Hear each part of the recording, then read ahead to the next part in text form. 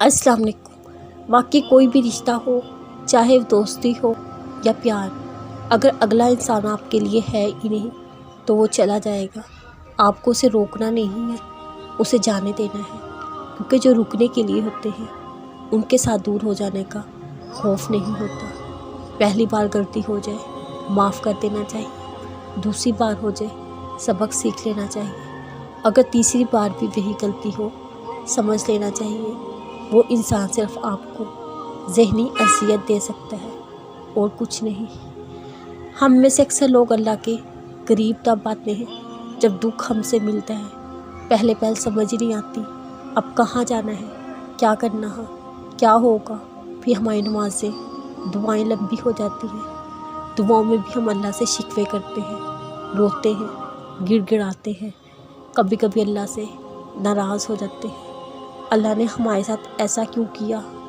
लेकिन फिर एक वक्त आता है जब ये सब शिकवे करना छोड़ देते हैं। हम नमाज़ भी पढ़ते हैं, दुआ भी मांगते हैं, लेकिन इन नमाज़ों में शिकवे नहीं होते।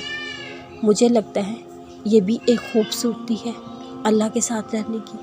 वो हमारे दिल से हमारा पन निकाल के अपना पन डाल देता है, हम राज़ी हो जाते हैं उसके साथ। हमें पता भी नहीं चलता कब और कैसे हमने अपनी चाहत के बजाय अल्लाह की रज़ा मांगनी शुरू कर दी। कुछ लोग ज़िंदगी में सिर्फ़ इसलिए होते हैं जब उनको किसी की ज़रूरत पड़ती है वो आपसे बात कर ले, अपने दिल का बोझ उतार ले, थोड़ा हंस ले, सच कहूँ तो वक्त गुजार ले। वो आपको एक दोस्त, एक चाहने वाले की तरह नहीं, एक ज़रूरत की तरफ ट्रीट करते हैं। आप उनको मैसेज करोगे तो बात करेंगे, नहीं करोगे वो आपको भूल जाएंगे। लेकिन इन सब के अलावा जो बात तकलीफ़ देती है वो ये उनको इस बात का एहसास तक नहीं होता वो कैसे हमारे खलूस के साथ खेल रहे होते हैं। इसलिए उनको जाने दो, अपनी ज़िंदगी से अपने लिए आसान कर दो अपनी ज़िंदगी को।